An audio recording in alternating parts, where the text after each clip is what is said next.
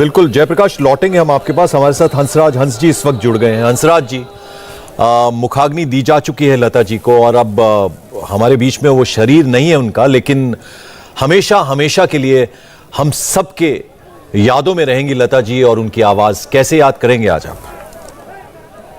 बस जी, कोई अल्फाज नहीं। जो हजारों तालियों में मंच पे जाते थे, ये शक्ल देख के, ये मंजर देख के बस क्या करें, आज की सुबह ऐसे चढ़ी जैसे सूरज उदय नहीं हुआ। ऐसे लगता था जैसे आंसुओं की बरसात हो रही है और दिल रो रहा था। वो एक्चुअली ऐसी हस्ती थी कि भारतवर्ष में हम पैदा हुए, लेकिन हमारे पास, सारे भारतवासियों के पास लता, पूरी दुनिया के पास लता एक ही थी। वो बॉर्डर, वो धर्म, वो मजहब पूरी तरह वो यानी क्रॉस कर गए थे। पूरी कायनात उन्हें प्यार करती थी और यही लगता है कि सारा आलम गोशबर आवाज है। आज किन हाथों में दिल का साज है, छुप गई वो साजे हस्ती छोड़कर, अब तो बस आवाज ही आवाज है। बहुत तकलीफ दे है, बहुत गमज़दा है सब लोग। मैं आपसे ये जरूर पूछना चाहता हूँ हंसराज जी, आज भी जब कोई संगीत सीखता है या जब आपने संगीत सीखना शुरू किया होगा, क्योंकि लता जी तो जमाने से गा रही हैं, तो वो उसको बताया जाता होगा ना कि म्यूजिक की दुनिया का, संगीत की दुनिया का एक नाम है लता मंगेशकर, तो कैसे देखता है लता जी की तरफ? जो भी उस्ताद है, जिस उस्ताद को सुर की समझ है, वो अपने शिष्य को समझाता है कि परफेक्ट सुर लगाना है। परफेक्शनिस्ट क्या होता है? सच्चा सुर, पाकीज़ा सुर, लय, एक्सेंट, लफ्जों की अदायगी अगर करनी है तो लता जी का काम देखिए। उनकी जो उन्होंने मौसीकी का, संगीत का सफर उन्होंने तय किया, उसकी रोशनी में हम लोग आहिस्ता आहिस्ता सफर करने की कोशिश करते हैं। एक एक स्टेप उनकी रोशनी में उन्होंने हर मंजिल तय कर ली थी। उस स्वर की देवी थी, वो देवलोक से आई थी, देवलोक में आज चली गई। लेकिन उनकी जो यानी आवाज है वो क़यामत गूंजती रहेगी। वो सीनों से लेके रूह तक असर करती है उनकी आवाज। जो रूहानियत है, पाकीज़गी है, शफाफ सुर है, मेरा ख्याल नहीं है पूरी दुनिया में ना कोई ऐसा पैदा हुआ ना हो। दो छोटे छोटे सवाल हैं हंसराज जी। एक तो ये कि उनके बारे में कहा जाता था कि शास्त्रीय संगीत जो है बहुत मुश्किल विधा है, और लेकिन उसमें आपके पास वक्त होता है, 1.5 घंटे तक आपको एक राग समझाना होता है, वो सिर्फ 3 मिनट में जादू सा कर देती थी। और दूसरा ये कि आप जब उनसे पहली बार मिले थे, आपके सर पे हाथ रख के उन्होंने क्या कहा? ऐसे है, पहले तो शास्त्रीय संगीत के हवाले से बात करें, मेरी तो कोई हैसियत नहीं। दुनिया इस सदी के सबसे बड़े शास्त्रीय गायक हुए हैं उस्ताद बड़े गुलाम अली खां साहब। उनका बयान है, ऑन रिकॉर्ड है, उन्होंने कहा कि हम जो 3 घंटे में काम करते हैं राग में, ये 3 मिनट में कर देते हैं। और उस्ताद बिस्मिल्लाह खां साहब जी ने कहा, ये कमबख्त बेसुरी क्या, कभी कंसुरी भी नहीं इनको सुना। यानी ऐसे जैसे कुछ संगीत की मशीन मालिक ने, भगवान ने पैदा कर दी। जब भी इंसान का मूड होता है, कभी सुर में होता है, कभी नहीं होता। मशीन एक ऐसी चीज, जब ऑन करेंगे वैसे ऑन होगी। लेकिन कहते हैं ये संगीत की मशीन है, ये कंप्यूटर है। और ये दूसरी बात, जब पहली बार मैं उनके दर्शन किए बॉम्बे एयरपोर्ट पे, इंटरनेशनल एयरपोर्ट उस वक्त एक ही था शायद, तो हम अमेरिका जा रहा था मैं, तो एयरपोर्ट पे देखा तो मैं ऐसे चरणों में लेट गया, दंडवत किया मैंने। तो उन्होंने सर पे हाथ रख के बच्चों की उठ उठ उठ उठ ऐसे। तो खैर फिर मैं अपना प्लेन में बैठा, जब तो मुझे पता ही नहीं था उसी फ्लाइट में वो अमेरिका जा रहे थे। तो जब नेक्स्ट सीट पे आगे बैठे थे तो मेरा दिल किया उनसे बात की। फिर मैंने कहा नहीं, अब मिल लिया था। इनकी इज्जत, अदब, इनका लेवल ये है कि कोई बात इनकी पसंदीदा मेरे से तो नहीं, ये रिलैक्स कर रहे हैं, इनको रिलैक्स करने देना चाहिए। मैंने हेडफोन लगाया तो आप हैरान होंगे क्या इत्तेफाक था वो बेखबर ऐसे रिलैक्स करके सोए हुए थे सीट पे, जहाँ लेटे हुए थे कह लो, तो गाना उन्हीं का चल रहा था, आसमान पे भी ये जिंदगी उसी की है जो किसी का हो गया। पहले मेरा दिल किया मैं बताऊं दीदी देखो इधर भी गाना जमीन पे भी चल रहा है, आसमान पे भी आप छाए हुए हैं। फिर मैं खामोश रहा। मैंने कहा कि जैसे फैंस वगैरह होते ना इरिटेट करते, मैंने ऐसा कुछ नहीं करा। उस स्वर की देवी को मैं दर्शन करता रहा। फिर उन्होंने मुझे अपने जन्मदिन पे भी बुलाया था। वो मेमोरेबल मेरे पास अगर बताने को सारी जिंदगी में कोई बड़ी बात कोई नहीं है कि लता जी ने अपने जन्मदिन पे मुझे और मैंने उनकी हाजिरी दी थी उनके सामने।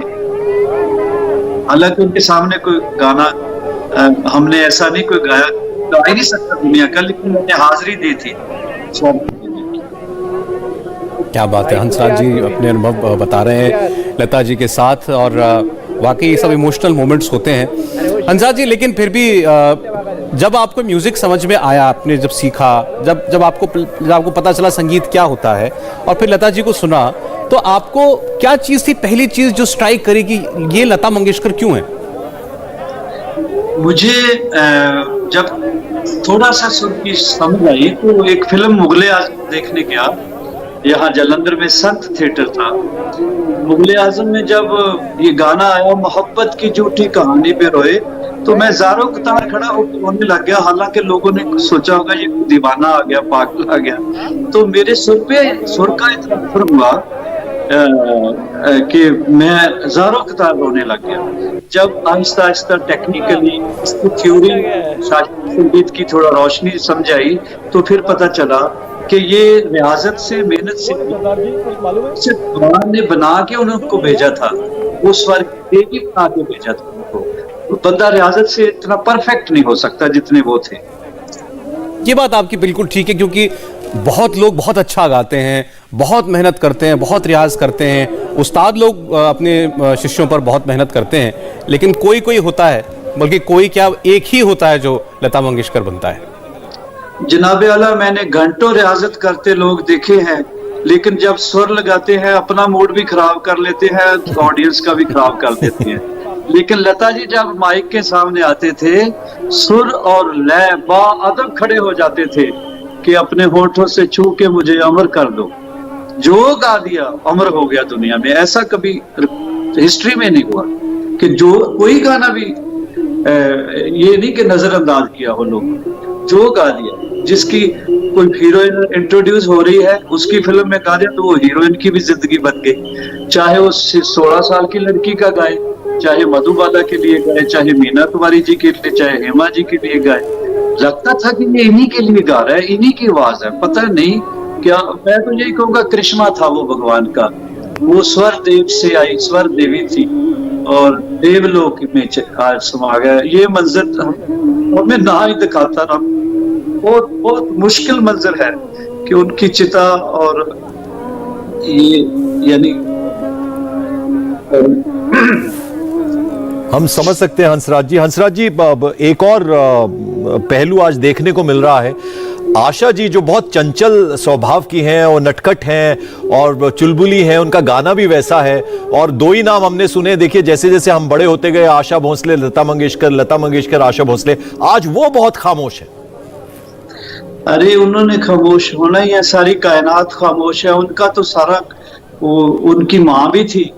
लता जी जब से पैदा हुई बहुत जिम्मेवार, रिस्पॉन्सिबल उनकी नेचर के थे। उन्होंने सारे परिवार की परवरिश भी की, इन बच्चियों को, छोटी बहनों को बेटियों की तरह पाला पलोसा।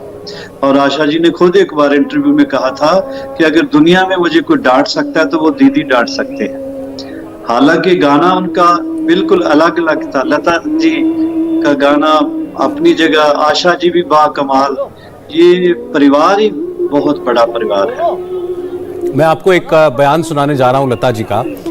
एक बार किसी ने लता जी से ये पूछा कि अगर उन्हें अगला जन्म मिले तो क्या वो फिर एक बार लता मंगेशकर ही बनना चाहेंगी। इस पर लता जी का जवाब जो था बहुत चौंकाने वाला था, और लता जी ने कहा कि लता होने की क्या तकलीफें होती हैं वो केवल लता ही जानती है। जरा सुनिए।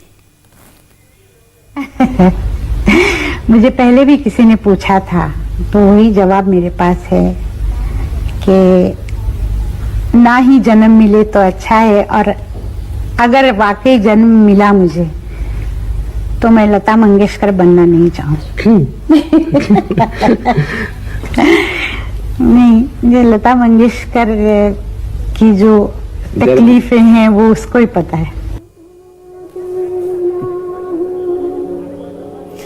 देखिए लता ये बात भी लता जी ने हंसते हंसते ही कही, हंसराज जी, मुस्कुराहट नहीं छूटी। बहुत बारीक बात है ये, अहले दिल अहले दर्द लोग समझ सकते हैं कि उन्होंने क्या क्या सैक्रिफाइस किया। इतनी गरीबी से वो उठे अपने परिवार के लिए, लता मंगेशकर को बचाने के लिए, लता मंगेशकर को सारी जिंदगी संघर्ष की। तो ऐसे ये लोग होते हैं, वो अपने आप मेंटेन रखने के लिए कि कोई ये ना कह दे कि थोड़ा कम हो गया स्वर है।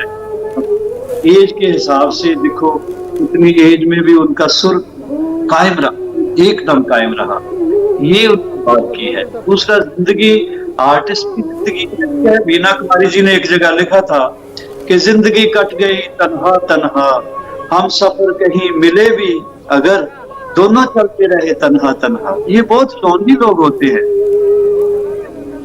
तन्हा दिखाई देता है, वो दोस्त नहीं मिलता जो हम ख्याल हो। इनके पता नहीं क्या दर्द से वो जो चीज होती है, टेस्ट होती है, वो हंसराज हंस जी से हम बात कर रहे हैं, कुछ संपर्क। जी जी जी जी, बोलिए हंसराज जी। जी, बस यही है, उन्होंने, उनका मेरा ख्याल है, उन्होंने यही कहा कि उन्होंने बहुत सेक्रीफाइस किए जिंदगी में जी, बहुत संघर्ष किया। फिर जब नाम बन गया उसको बचाने के लिए, क्योंकि लेवल वो बन गया था लता जी का, एक मिथ बन गई थी, एक मिसाल बन गई थी कि लता जी का मतलब है परफेक्ट होना, सुर में लय में कोई परफेक्ट नहीं। परफेक्शन की, हंसराज जी जिस परफेक्शन की आप बात कर रहे हैं उसी से जुड़ा सवाल है मेरा कि रस्मे उल्फत को निभाएं तो निभाएं कैसे, हर तरफ आग है, दामन को बचाएं कैसे। वो जो उर्दू का तलफ्फुज था उनका, मराठी भाषी थी वो, मराठी में बात करती थी, लेकिन इतना जबरदस्त उर्दू का तलफ्फुज। और जो दूसरा आप वरदान की बात कर रहे थे कि एक तरफ वो सुरैया जो खुद भी गाती थी, उनके लिए भी उन्होंने गाने गाए, नूतन, मधुबाला, वैजयंती माला, और फिर नई हीरोइंस की बात करें, प्रीति जिंटा और काजोल और उर्मिला मातोंडकर के लिए गाया। तो ये रेंज, यानी आवाज जो है उनको भी दी और इनको भी दी। देखो, हर शब्द का एक साउंड होता है, हर शब्द की एक अदायगी होती है, एक्सेंट, प्रोनाउंसिएशन। उसको जो जैसे उन्होंने अदा किया, यानी जैसे आपने बोला कि उर्दू का कलाम है, उर्दू अब उनकी जुबान नहीं थी, तो आप हैरान हो गए। उन्होंने एक टीचर रखे थे, उर्दू सीखा उन्होंने। तो ये ऐसे लोग हैं। इवन दिलीप कुमार साहब ने कुछ सेकंड का शॉट देना था तो 2-4 साल सितार सीखी थी। ये ऐसे लोग हैं, ऐसे थोड़े जीनियस बन गए ये लोग, लेजेंड।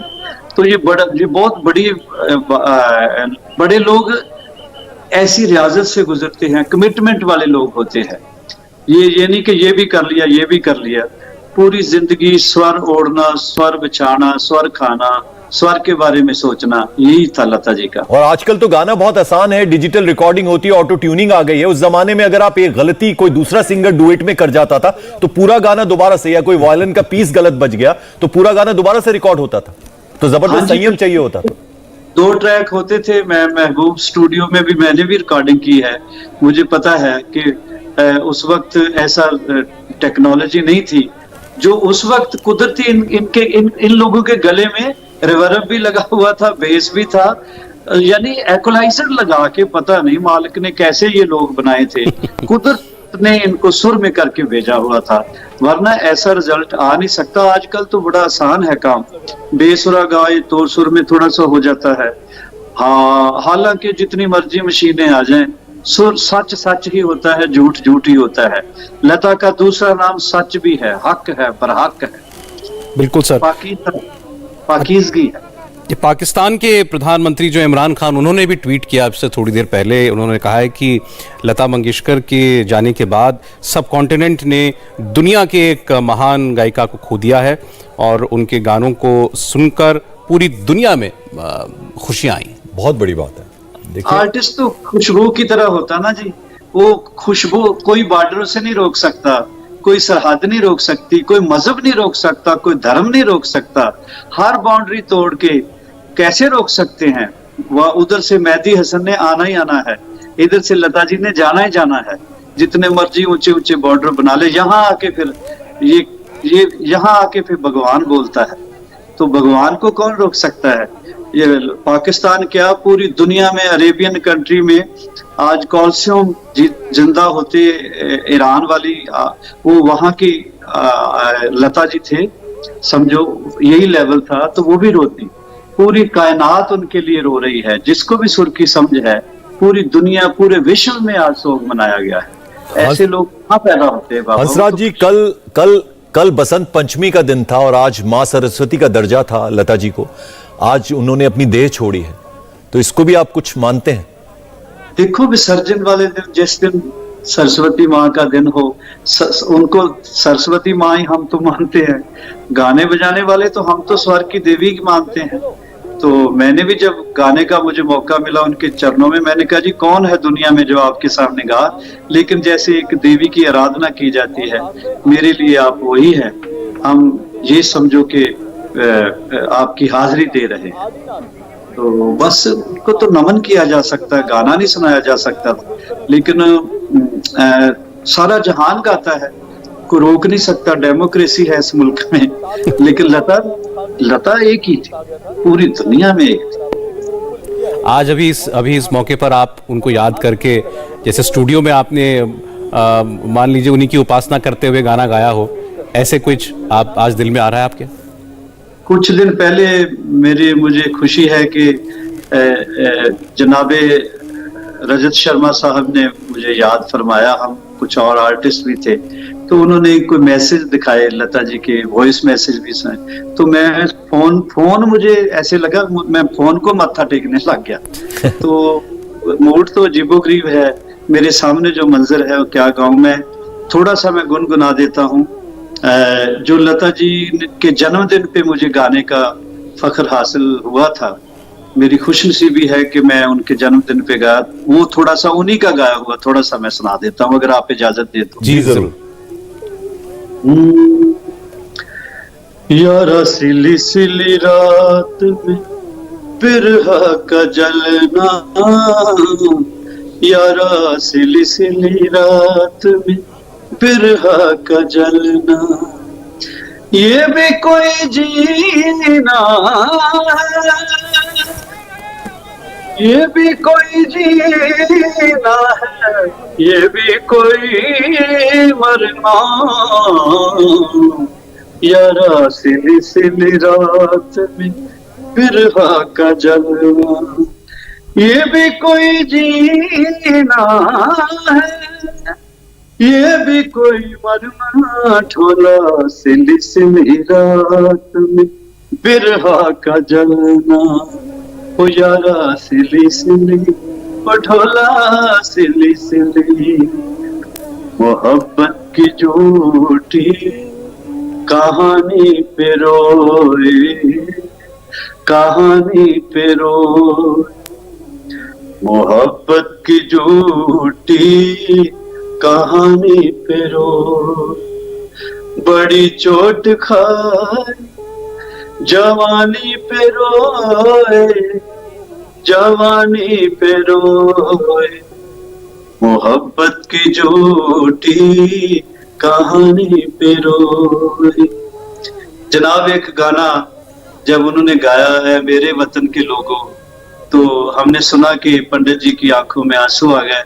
आज हमने देखा हमारे प्रिय प्रधानमंत्री जी वहां गए, उनकी आंखों में भी आंसू थे, और 2019 में उनके साथ बैठ के जो उन्होंने गाया यही गाना, तो आज मैं कुछ ऐसे गुनगुना रहा था।